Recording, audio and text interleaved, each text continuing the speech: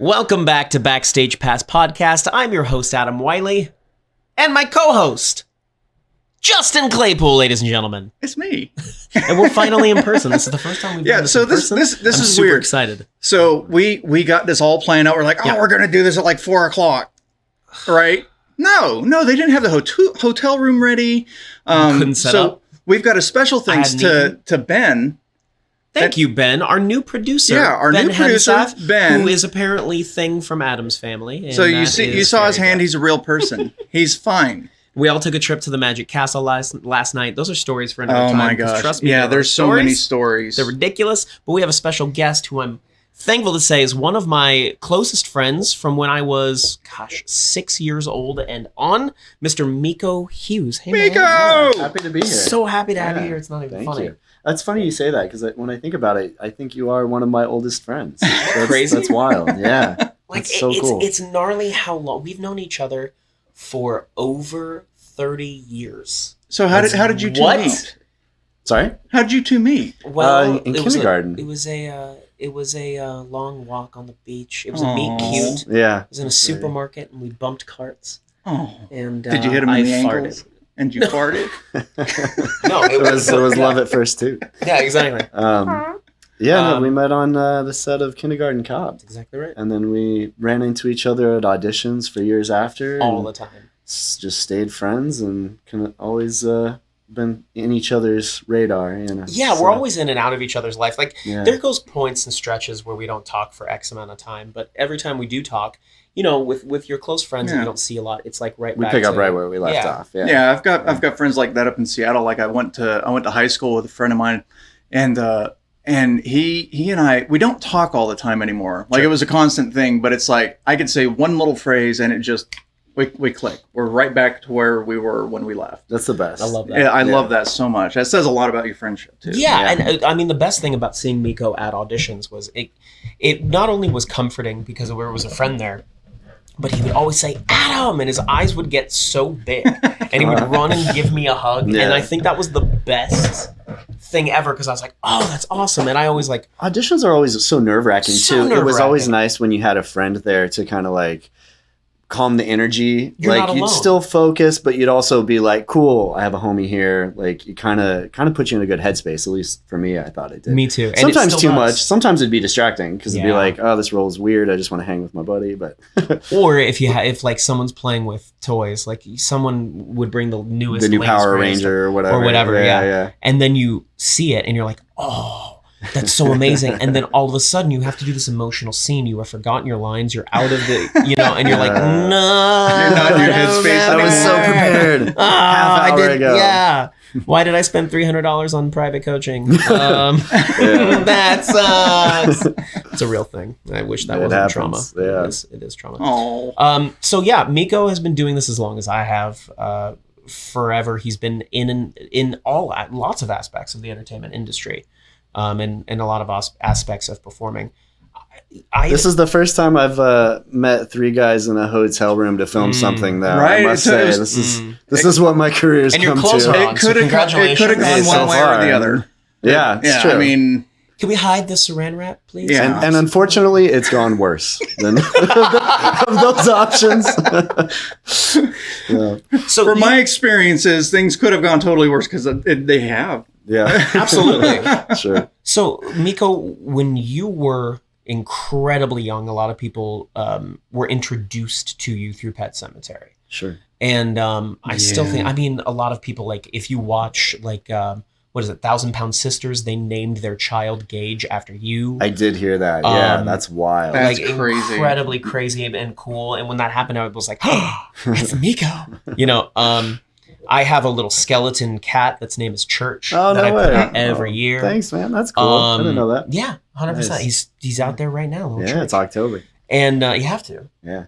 But you got to work with some big powerhouse people at a very, very, very, very, very young age.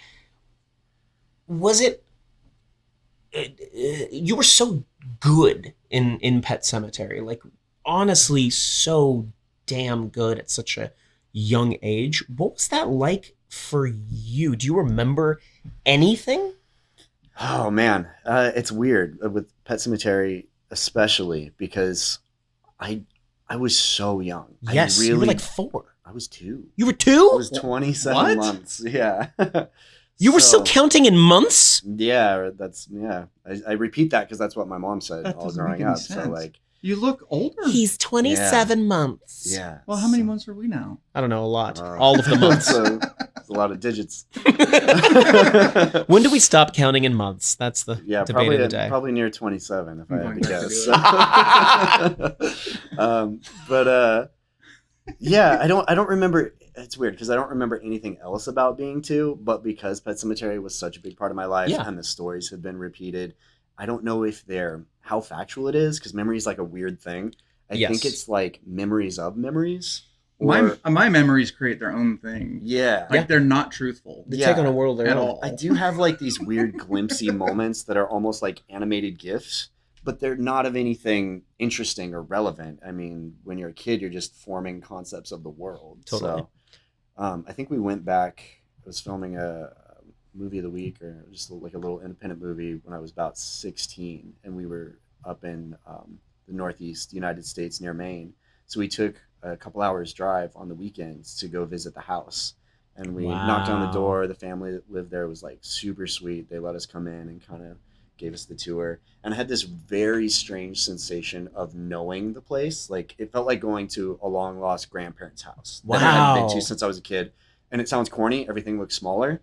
Yeah, of course. Because it was.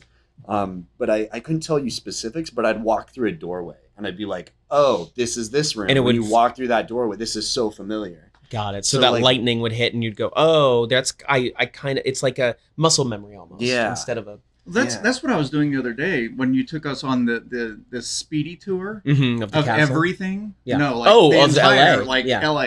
Yeah. Like upstairs, everything. Yeah. And because I hadn't been here since like 1995 when I moved here to go to Huntington Beach. Sure. And you were zipping through these roads, right? And I was like, oh, I know where I'm going, man. So I know exactly what you're talking about. You get those little glimpses back into, the past, and it jogs that little tiny memory that you kind of tucked away.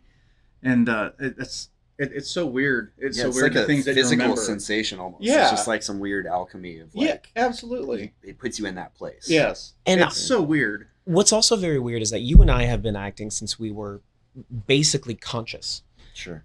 A lot of people don't really understand what our memory goes through. So what you're saying relates incredibly a lot to me. I still get questions because my TikTok series of Kindergarten Cop and the Yahoo reunion that we did, people ask me all the time, how was Arnold Schwarzenegger? Yeah. And I always say the same thing. I was 6. Sure. I was 6. How am I supposed to how remember long, that? how long did you spend with your kindergarten teacher? What details can you tell me about them?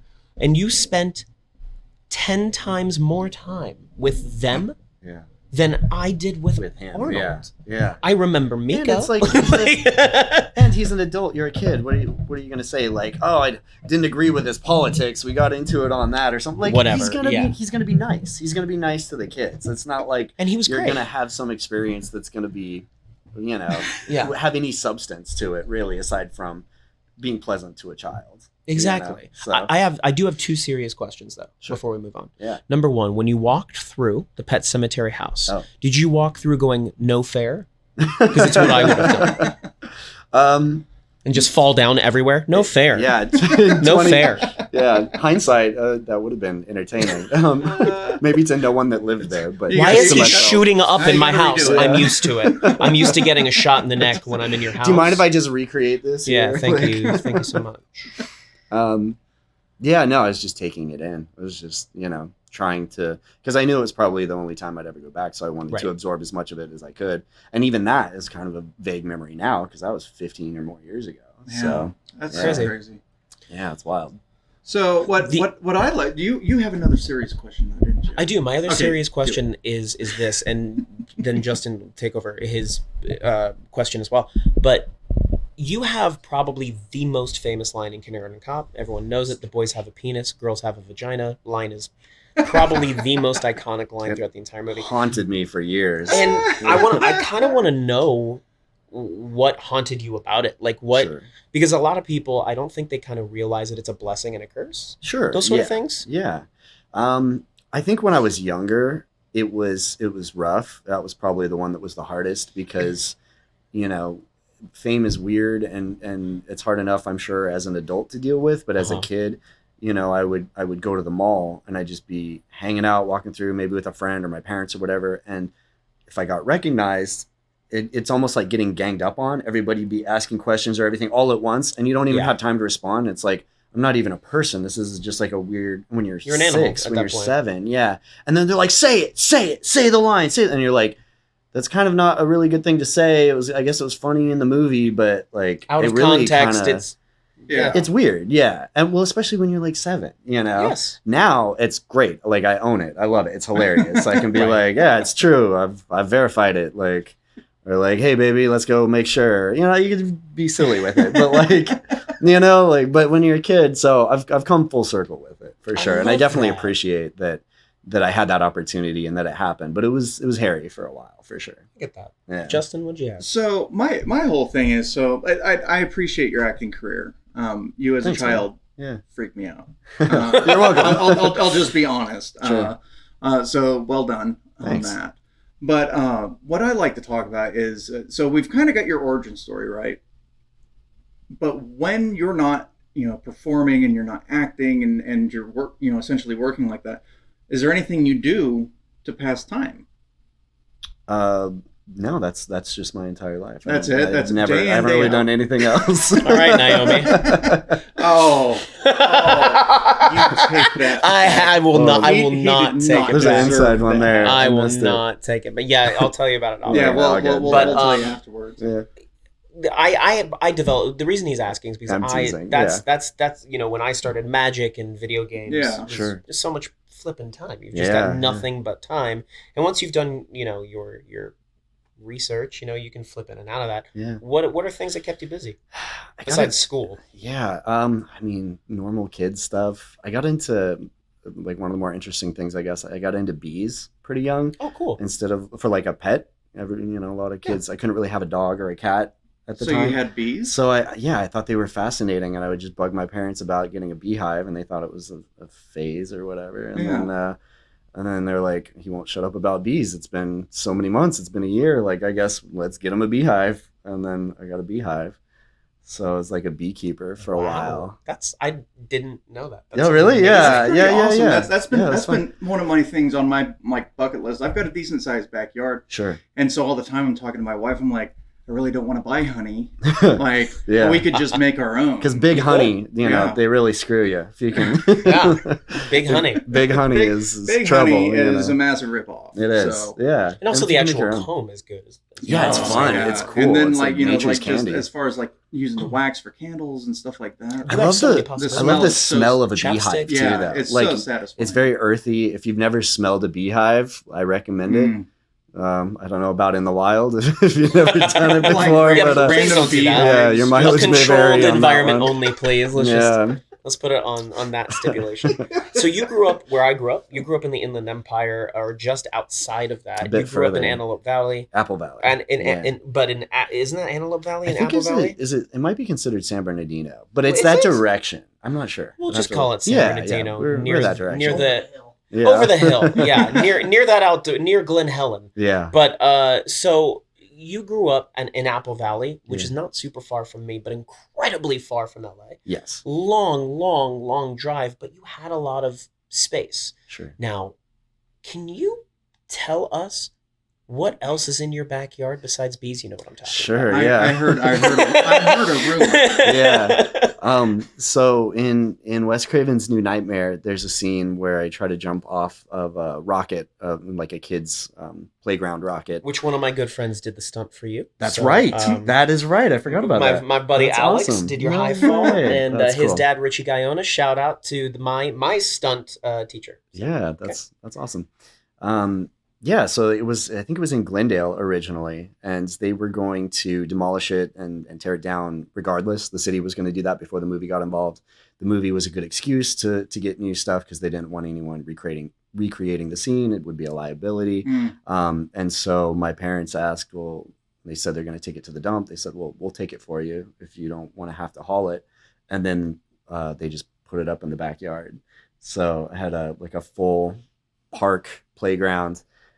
growing up, and it was great for like birthday parties, and God, we did like we dug an kid would've in-ground killed for that. trampoline, and That's awesome. sleepovers. So We'd sleep on the cool. trampoline. Yeah, because like, we were standing outside of the Magic Castle, and Bobby's like, "You have to ask him Yeah. about the playground." I was like, Nice. "All right." And Yeah. the new Nightmare story. Yeah. Come on, gotta It's- bring up the new Nightmare story. and it's still there. I mean, it's rusty. It probably could do for a paint job, but when I visit home, I'll still just kind of, if I'm talking on the phone, I'll wander out there and like climb up on stuff. And I love yeah, that. yeah, it's So that's pretty your cool. that's your folks' home. yeah, back at family home. Oh, Yeah. okay, cool. Yeah. Yeah. It's pretty crazy. That's pretty I cool. remember when Bobby brought it up, I was like, yeah, and then all these memories came back of like you and I either at Universal or anywhere else where Bobby, do you remember this, would give us his camera and just go kids. Yeah. And we would just run around. That's kind of like events. sparking memories that were kind of buried, like we were talking about before. That's Yeah, wild. and he said, you guys were crazy. You guys got Shia LaBeouf, and Shia took the camera and he ran with I it. remember Shia Like, running like into a video him. camera? Yes, Yeah. we had an old school camera that we just went around Yeah. interviewing like Ashton Kutcher's on there. Danielle I need- Fishel's I on need- there. Like, there's so many people. I need to Yeah. see this. Oh, it's the footage is Yeah, I would love to see that hilarious too. because we're asking, especially him. It'd be he's so asking cringe, such probably. inappropriate questions. he's like, when did you That lose your sounds- virginity? That sounds plausible. When did you? Hey, Yeah. Ashton, when did you lose your virginity? And like it's clear as day, Miko, and Yeah. it's and he's just sitting there laughing, and it's hilarious. That's awesome. Oh my I god, there really- should I be wanna more see that. movies. Like a I movie do, like that yes. where it's just not like a who is that? Milanakis. Andy Milonakis. Yeah. Who's now on TikTok, Yeah, I know. and I hate I every know, video I- he's done. So Really? I haven't seen Hey, it. he's obnoxious, but He's that would not be funny. Mm. that would Sorry. be adorable. Not sorry. Yeah. No, don't be sorry Yeah. about it. Okay. Adorkable. What did you say? He's totally adorable. Adorkable, yeah. That's a good word for it. Okay. I am interested in because Adam was like, yeah, like he doesn't do very many podcasts, and so I'm really happy to have you here. And Absolutely. Sure, but yeah. your Happy your to your be resume here. as far as everything you've done is fantastic. Thanks, man. And believe it or not, I've actually seen like most everything. And the thing that I'm Mercury really, Rising though. That Yeah. like Thanks, man. holy crap, your work in that is like Thank you. so damn good. Yeah. Anyway. So my big thing is how I heard you got into music. Yeah. I did, yeah. Like for a this time. is Yeah. my realm. Sure. We lose Adam at this point. Yeah, you mentioned earlier you kind of recently got into DJing. So yeah. that's cool. So COVID hit, and in Salt Lake, It's a great COVID hobby. a lot of people don't realize Salt Lake City has a massive DJ scene, Nice. like a massive the lights go down and the freaks come out kind of thing. That's dope. And- I was there recently and I saw a billboard. I think Zoo was playing, Yeah. and I was surprised to see like, okay, there's some bigger artists come Yeah, through. yeah. that's So dope. like, I Yeah. think initially we were always scheduled in because I do concert photography for the radio stations there, Cool. and so we've always been, I think, considered like a secondary market, whereas like LA would be a primary market. You know, so we'd get some overflow and some people trying to do their promos. Sure. I really Um, enjoyed it there though. I feel like it's Isn't kind it of a such a sleeper cool hit. city? Yeah. Agreed. Like it made me want to go back. I Yeah, didn't realize it's like- it's so much fun. But I when I wasn't shooting concerts, I was shooting the local DJs because I swear almost all my friends are DJs, and Yeah, they're fantastic at it, and they make it look so easy. Sure. And so I was like, I could do that. Yeah. So I called up one of my friends. He's like, yeah, I got, like this Newmark NV2. I'm like, sweet, sell it to me. And then of course I had to buy the whole PA system. Right. Yeah. Which it is- just grows from there. My they get wife all the hates pieces. that. Yeah. She hates that so an much. expensive hobby, for It makes sure. all It's the like pictures hockey. crooked. It's Yeah. amazing. Any hobby's expensive if you do it like at a high Properly. level. Yeah. If you want the Like good gear. I hyperfixate on things. Sure. So it's You're all obsessive. or nothing. Yeah. Yeah. Yeah. And so what got you into DJing and playing music and Yeah. kind of exploring that side? I think I really gravitated to EDM as a teenager, and then started going to raves and undergrounds events, and kind of before EDM was super mainstream Mhm. as it is now, and it was all DJs. So my friends at the time started bands. I was kind of homeschooled. I didn't have a huge social circle, so it wasn't like I was exposed to an instrument to play in Yeah. a band, and I just thought it'd be cool to be a DJ. To like turntablism was a lot bigger back then, yeah, it started off as a hobby, kind of became a job. I never really, and maybe one regret would have been to learn to produce more. Yeah. I don't think I should have tried to find like a proper school for it, or had some more exposure on that end, because the direction I went was mixing, and it was good. It was great. You know, it was fun. I definitely am happy like that I have that skill. But I started just doing like mobile DJ stuff, and then was doing weddings for a while, and it was fun. It's great. You even did some But Instagram live DJing. Like, yeah, when I was quarantine doing first hit. live. Yeah. Yeah, I did some live stuff, and then I kind of realized that maybe just part of getting older too is like, if I'm gonna, I'll do that. I'll dabble. Like, I still mix at home for fun. Yeah. But I don't really do it as a job anymore, because I noticed I was going out from Thursday to Sunday working, you know, graveyard shifts. You get out, you know, clubs close at what, 2? You get done packing up maybe on the road or home at 3. That's when all the drunk drivers are on the Yeah. road, and everybody wants to buy the DJ a shot. Yeah. So you're drinking Thursday to Friday, you know, Thursday to Sunday essentially. And it was just not sustainable. And It's I realized hard. I wasn't enjoying going out. I was just doing it for that. And Yeah. now I just do it at home for fun. And then I'll pick some big events throughout the year that I really want to go enjoy, and I can appreciate Yeah. the talent of, you know, all the high level stuff. But it's not the grind that Did you get into kind of gloving? became. Yeah, I did all of that poi gloving. What else? All the flow arts, kind of little raver hippie kid for sure. Yeah. Tutting. There was like a lot of like Egyptian kind of stuff. Yeah. Liquiding. And I mean, I'm 35 now. What am I doing? Right. I hear you. There was a time where I was like, I was I'm the Burger practicing King at daily. Yeah, for sure. Well, that's friggin' awesome, man. And performance wise, you have grown and also shifted, which I think is super cool. You've always had a really good eye. So the fact that you've kind of shifted into like camera work and all of that stuff, Sure. it's not super Yeah, shocking, to be thanks. honest. It took a while kind of to come back around to that. I feel like acting kind of slowed down. I had like family stuff, so Mhm. that kind of pushed me away from it, and Right. just kind of the timing where I was at in the industry. And then I never really, like, I was doing the DJ stuff and I enjoyed it. I had some other jobs too, maybe more like regular jobs, and it was all great. But I realized I kept trying to act, and my heart wasn't necessarily in it. It's hard to find a role that I really connected with. Mhm. And but I think I realized what I was missing was being on set, because I grew up on that, and I like the culture of work hard, play Well, hard. I think I read somewhere you were started like at 22 months. So I think it was like a Yeah. PSA commercial or something. Yeah, I think I may have read that on IMDb. yeah, So I mean, it's kind of like, you know, it's one of those things where you probably didn't mean to be like fully, you know, engulfed in it, sure. and then it's like you try to find yourself, but ultimately It's like a lot of kids rebel. I Yeah. think maybe around that age, it's like, well, I want to do my own thing. I don't want to do Mhm. what has been pushed upon me from Yeah. you know, such a young age. And not that I'm not grateful for it. It's Oh, not that absolutely. it was pushed upon me. It was just that was all I knew. And I yeah. think I needed life experience to be a little more rounded. And now, kind of looking at it more well-rounded, I suppose, I can kind of come back to it with fresh eyes and really, really enjoy it. And I've been enjoying doing what I've been doing behind the camera, doing camera team stuff. Local Oh, that's 600, awesome. so. If you're not enjoying Yeah. something, you're not going to put in the work that it deserves. Sure. To be honest Yeah, with you. absolutely. So the fact that you're finding your way into, finding your way back to this side of entertainment, but manifesting in a slightly different way, I think is really, really cool. Because however it brings you joy, that's the way you want to keep it. you Yeah, know? no, it feels right. It feels good. It's been Feels right, it's babe. been doing better and better. So I'm just I love gonna that. keep going where the wind blows. So I try.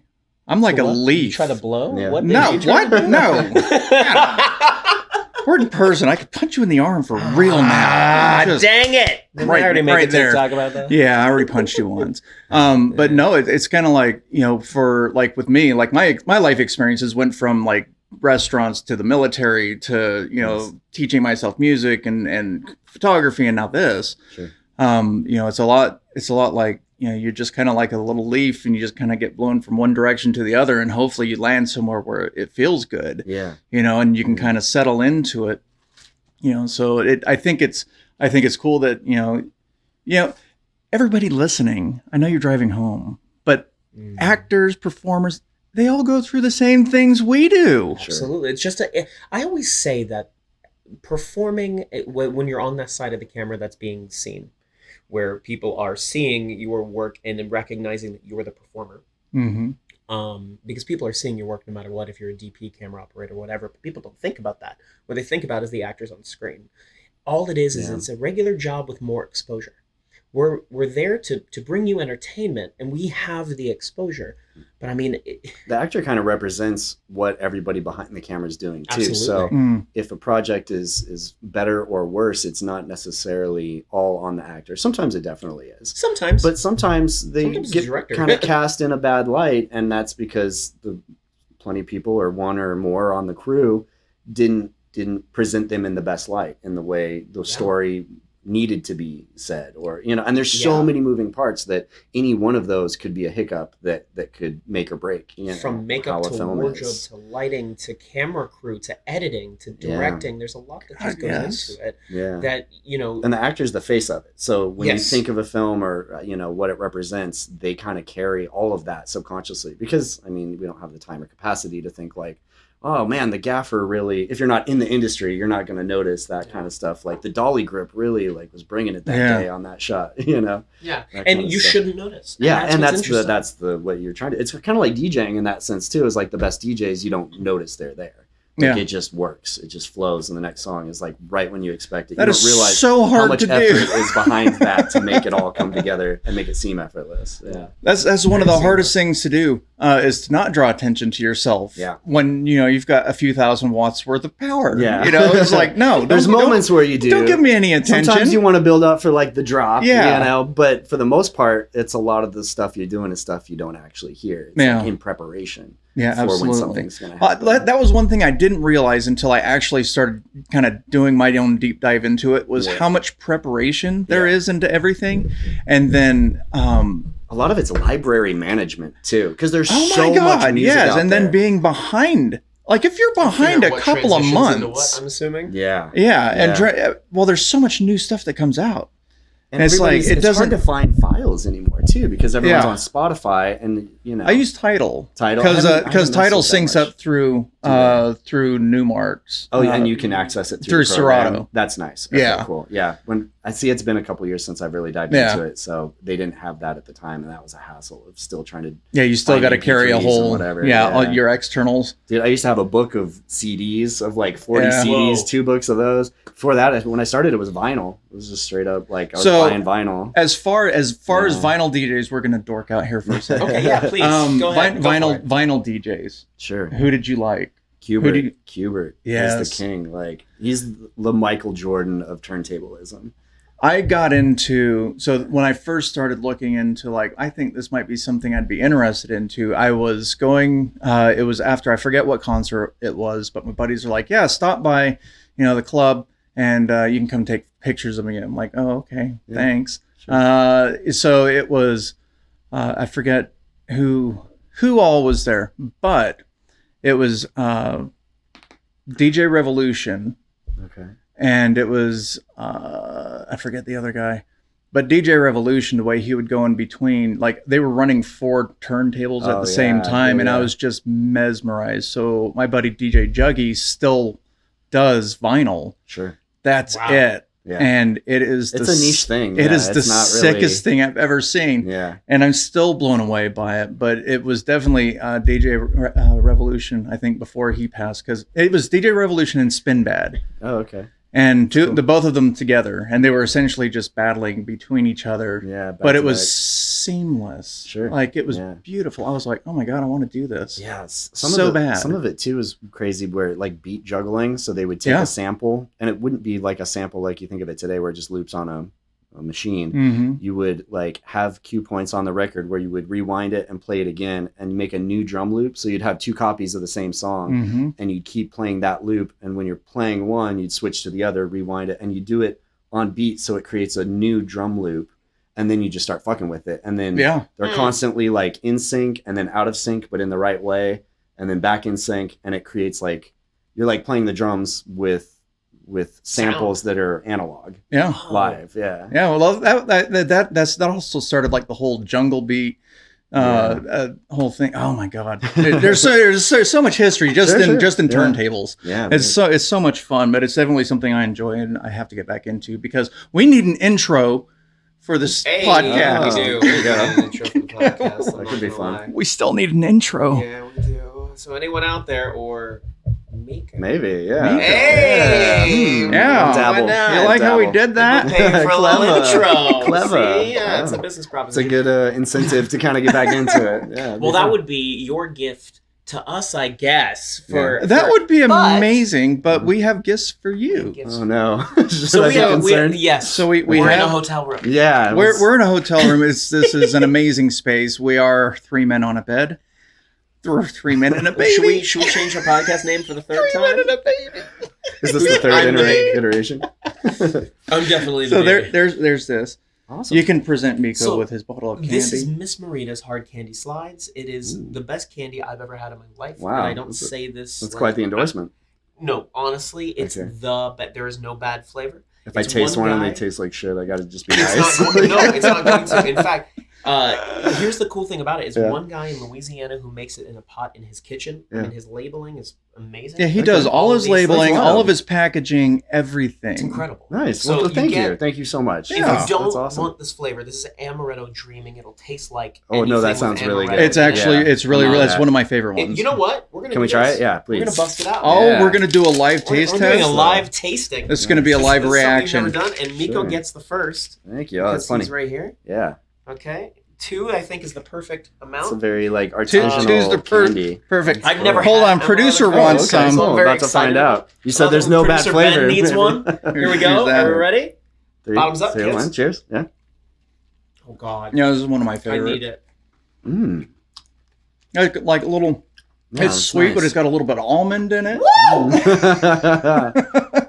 Yeah, It's I dig good. that. So I you're getting told a you. different bottle of candy, and we're gonna. Oh, okay. I'm kidding. Yeah, this one's That's that's all good. yours, bud. That's Thank you so used much. now. They have so many flavors that Nice. are all Where do you find that? incredible. Online, you can go to hardcandyslides.com. Excellent. But your other one, I'm gonna let Justin present. Oh my gosh. So Thank you. Yeah. we're also presenting you.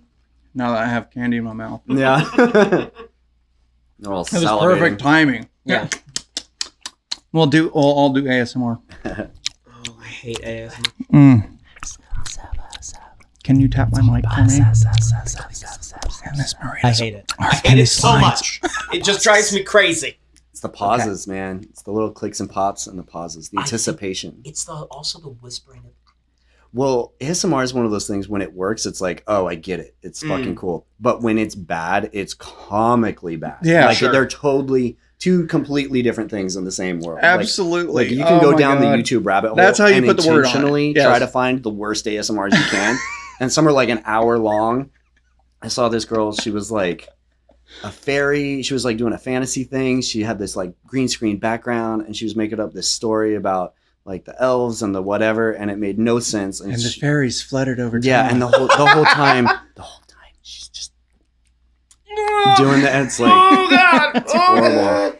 My favorite, you guys see the ones where they're doing ASMR and they think they're whispering. I'm like, that's not whispering. It's Yeah. not whispering. You're Hey, it's ASMR, guys. Just want to tell you it's ASMR. They're trying to do the whisper, but I'm trying to do the whisper. It's like a stage whisper. Yeah. It's like trying Stage to get whisper. a child to be quiet. Yeah. Like I've got 2 boys, right? They're very well grown now. Hmm. But it's like Well-grown. Nick and Jacob, shut up. Yeah. And all they would do is just use this voice, but really loud. At the same volume. I'm yeah. like, no, dum dum. Like, you're not gonna cheat the system. That's not how this works. like, there's no hack to this. Yeah. Like, They're like, I've figured it out. So dumb. Yeah. So this is your other gift. Yeah, You're tell getting cufflinks, Thank which you. means now you got to get a I have shirt to with yeah, French I cuffs. have to wear sleeves. It's a whole thing. No, that's Gotta that's cover a up good them incentive. guns. Yeah. So these, I'm a Freemason. Oh, I've wow. got a brother that makes these cufflinks. So they're Nice. all made by hand.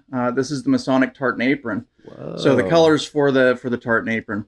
This Those does are not make you a beautiful. Freemason. This is just an accessory made by a very, very kind gentleman named Sam. Wow. He's found at MasonicTartanAprons.com.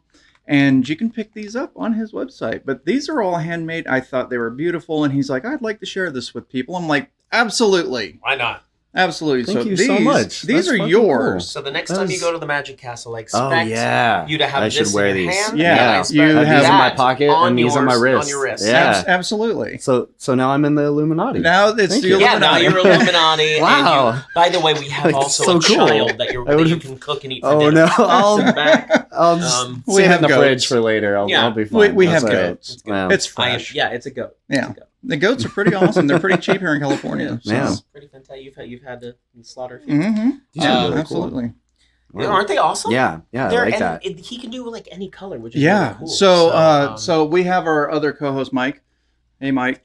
So Hello, I brought Mike. you to Michael I Lasky. brought you to California with me, right? yes. And let's make sure I don't have a glare. There we go. There Anyway, you are. Michael Lasky, the last original Red Power Ranger. The same guy made these beautiful red cufflinks for Mike, Yeah. and with a little pocket square, a little Power Ranger Oh, cool. embroidered on it. So Oh, that nice. was pretty cool. Well, I'm glad you guys didn't put like a truck on here. This is Yeah. a little more tasteful. Thank you. I should have appreciate thought that. to No, put this a is, truck on there. Hmm. What was that story you told at the beginning? Oh, bees. I should have put a bee on there. Oh That's what I yeah. should've- No, well, these that are didn't great. come. That No, I would've love been great. this. I'm I like going the to be hitting you simple- up later Yeah. because I need bees. Oh, okay. That's seriously something I've been wanting to do. I just don't know how to do It's it. something that I did more when I was a kid. It's harder to keep bees in LA, but hit me up. I know a guy. I got You know, wasps, I can make a you phone know. call. I can get you the stuff. I don't have it. I don't, but get you some of that sweet honey. Oh my god. Oh, that's so good. I'm so glad you were finally you were able to meet up with us. No, this has been great. Thank This you. is like one of This the has been hardest fun. things to do is to get two actors with schedules. Oh, God, Yeah. no. Like anything to line Anybody in up. the entertainment industry, good True. luck. Yeah. It's like stripping gears. Yeah. Mhm. So It is. We're either incredibly busy or incredibly flaky or both. Yeah. So it's Yeah. good luck. right. Yeah, if we're not busy, we're flaky. If we're busy, we're busy. No. And flaky Mm. at the same time. which But is I've great. I've heard a lot of stories about you just from Adam and Yeah, I and do a lot.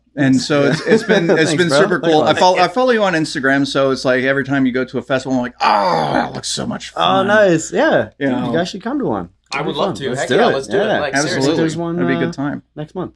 Oh, hit me up. Yeah, it's a smaller one here in Let's LA, go, but let's it's go. kind of one of my favorites. Let's do it. Yeah. Yeah. When? I got to look at the calendar. I think it's like the third weekend. Okay, cool. So I second or can do third. that. Yeah.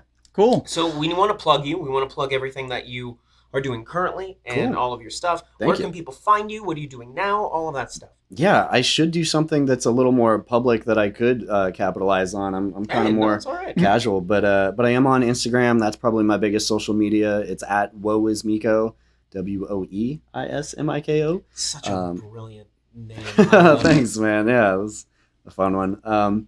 I don't like that it's pessimistic, but I like that it's like it sounds like oh, woe is me, but I like the play on words. you Yeah, know? that's what I think is Yeah, great about it. Is yeah. the play on words. And then Twitter is just at Miko Hughes. And what else? Oh, project wise, I am going to be acting in a fan film that's Oh, been cool. put off for like 2 years. We've been trying to put this together, and then COVID kind of happened. Looks like it's maybe finally coming together to film early next year. It's based on Wes Craven's New Nightmare. It's like a short, but it takes place. What if 20 however many years later, Freddy comes back into Dylan's life in that the canon of that movie. Oh, that is Yeah. awesome. Yeah, so I really like the script. That's the only reason, because I've been shown plenty of little horror movie things. It's like, oh, that's nice, that's cool, but I like this because the script is like, oh, that's really well written, that's clever. My goal is just to hopefully we can get that off the page and on the screen. That's what we want to show to everyone. That's 'cause awesome. It'd be Love it. fun, So Love it so much. yeah, Well, dude, thanks for coming on. thanks. You can find me at This Is Adam Wylie across all platforms. Everywhere. Twitch, TikTok, and Instagram for the most part. And Justin, where can everyone find you? I'm at This Is Justin C on Instagram, but more importantly, we have an after hours. Oh, we do. We have an It's on after our hours Twitch. Twitch. It's Backstage Pass After Hours. Yeah, and that's on Twitch. Yeah. And that's on Twitch. And then we're also on TikTok, which I'm awful with. Backstage Pass. Podcast. You forgot to give him your phone number. It's 949. Oh, thank you so Yeah. much. Yes, okay. And that's all the time we have. That's a wrap. But I'll be sure when I'm editing everything, I'll link everybody's stuff in the bottom. Oh, sweet. Great. Special thanks to Ben for making this Woo, room Producer happen. Ben! That's the hand. He's handled all of the audio for us and just making an organized mess. I Love it. appreciate it. Love it, love it. So that's it. And Thank we'll you, everybody. see you Drive guys- safe. Yeah. And stay tuned. God, we got so much more cool stuff coming Oh, up. such great stuff. We'll see you later on the Menjay. See. Bye. Bye.